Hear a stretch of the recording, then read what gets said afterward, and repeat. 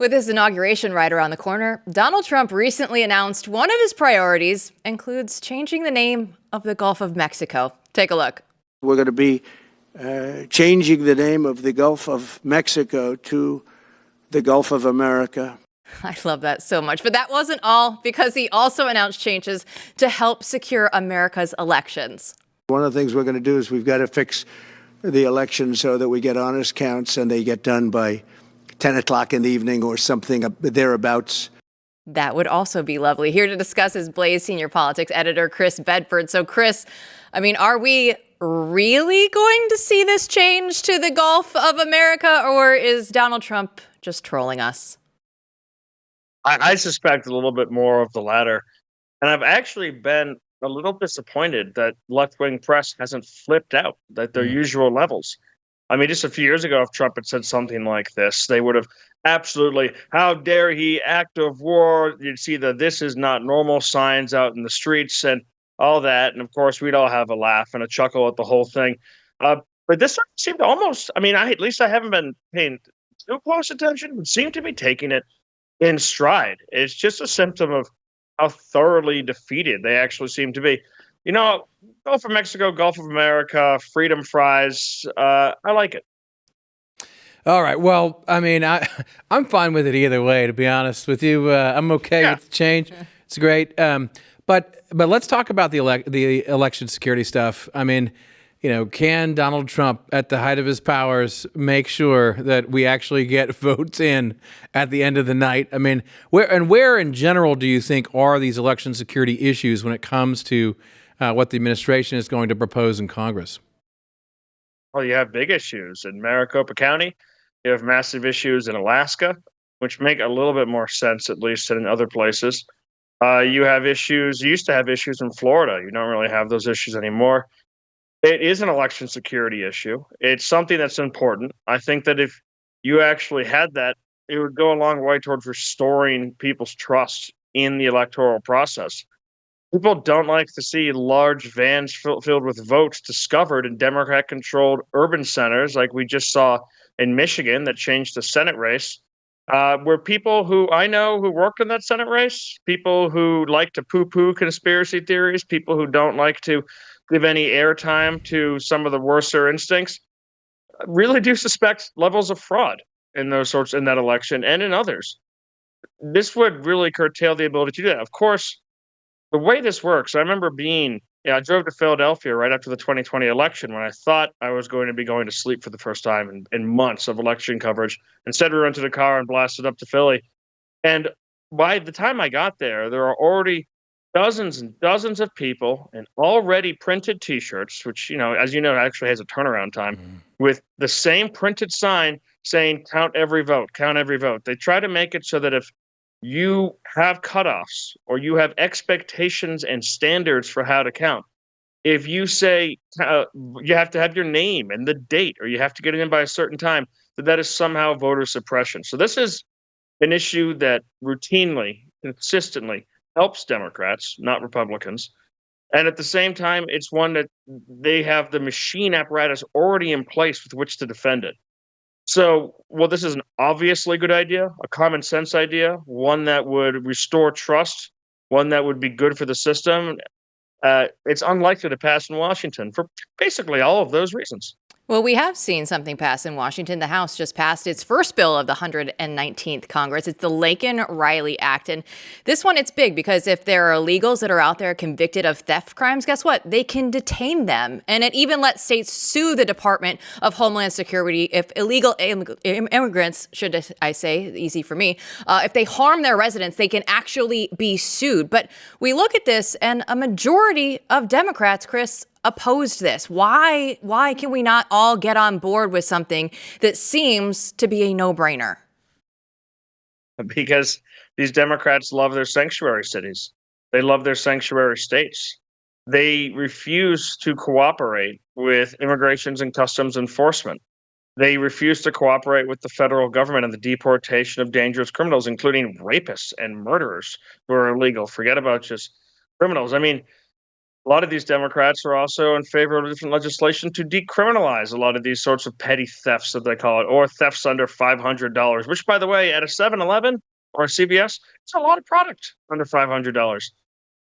They're so ideologically opposed to it that they can't come around to giving it a win. However, well, the vast majority, I think 3/4 of the Democrats voted against this. The number did rise by more than 10 from the last Congress. Yeah, I think you had 48 Democrats in the end voted for this. So now it's going to go to the Senate. And this is kind of one of, like, Joe Biden is still president. Donald Trump is not in the White House yet. So he's not going to be sitting there ready to sign anything. So this is an example of intelligent politics by the GOP. Make the Democrats vote against this, or make the Democrats vote for it. In the Senate, John Fetterman, a moderate Democrat, is an actually moderate Democrat, it seems, is one of the co-sponsors of this bill, along with 50 Republicans. He's going to be pushing for it. And if Democrats resist, then Republicans ought to force a talking filibuster. Make sure that they get up there and actually explain why they don't want this to happen. Make them say why they're against deporting illegal immigrants who have committed crimes in this country, and stand by it. You're still 2 years out from an election, but these are the kind of political theater, essentially, that Democrats are so good at and Republicans are slowly getting better at. Chris, we're going to be talking about Mark Zuckerberg a little later with one Rob Eno, who you know here, and how this might impact Blaze and what it's been like in the past with Facebook. But we have to ask you, I mean, why the change of heart now? Mark Zuckerberg has allowed the government to censor people on Facebook, right, for years, has done some really terrible things to all right-leaning media and many other dissenting media figures. What do you think's going on here politically?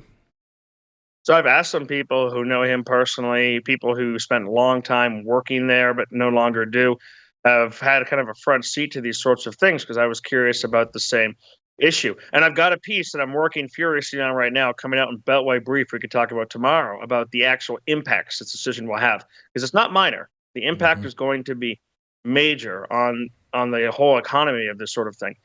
But there's a funny twist to the Mark Zuckerberg story, is that he's actually not super political. He's way less partisan of an ideologue than a lot of his colleagues at Facebook and a lot of his other tech CEOs that he's out there with. He's kind of reactionary. He fumbles around. He wants to be liked. So he goes this way and that way, depending on who's mad at him, and he usually ends up picking off all involved. Now, this whole Facebook fact check program was launched to that effect. He was uncomfortable having Facebook moderator teams making decisions on what should be called fake news and what should be called legitimate discourse. So he outsourced it. He said, listen, you guys take care of this over at Poynter Institute. I'll pay you. It'll be fine. And then the blame's on you and not me. As a policy, he continued, kind of ironically, until the Hunter Biden laptop story. That's when he finally said, never mind, we're just going to censor this right off the bat.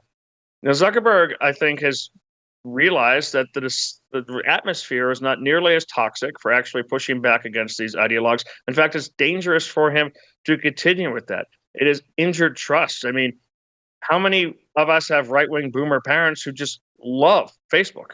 They live on it, they share on it, they keep up with their grandkids on it, they put political opinions on it. They still do Facebook status updates in a way that I haven't, at least, since I was in college. By the way, if you ever look back at your old Facebook status updates, I have nothing in common with the person who posted those under my name. I don't even understand what I must have been thinking. I can't look back at them because I've deleted my Facebook account years ago because it's that bad, Chris. I'm the opposite. I want people to look up my old stuff. It's my great. Grandmother, so I still use it. All right. Well, you know what? I love the Zuck transition that we've seen. It's not Zuck going from a man to a woman. It's Zuck going from like a robot to an actual man out there, Chris. From a soy beta to a MAGA patriot overnight. Who knew? You know? Who knew it was possible? If Zuck can do it, everybody else can get on board as well. But give us a preview of the Beltway Brief that we're going to see, and tell people where they can get it, Chris. They can get the Beltway Brief at theblaze.com/Bedford. Sign up for the newsletter 3 times a week. And tomorrow's newsletter, because I used to work in this. I used to be involved in the fact check industry peripherally and against my will, let me tell you. But it's big money. And it's become addicted to big tech's money in a way that this move doesn't just signal another kind of irritable switch towards trying to curry favor with Trump, this move could potentially devastate the fact-check economy, and it is an evil economy. So this is a good thing. I look forward to having that discussion with you tomorrow. Thanks so much, Bedford. See you then. I mean, we look at it and it is going to have a huge impact. Everything that he's saying right now on the Beltway, on the brief, it's all having a huge impact. Yeah, and it's interesting what he's saying about Zuckerberg because many adjacent people over the years, you hear funny things about Mark not being political, not really being the kind of ideologue that you think he is. Many people on the right think he is. But nonetheless, action speaks louder than words. And I think that what Chris said is correct. Zuckerberg himself is not sitting there like, oh, ha, ha, ha, I will go after the right. But the effect has been devastating to conservative media.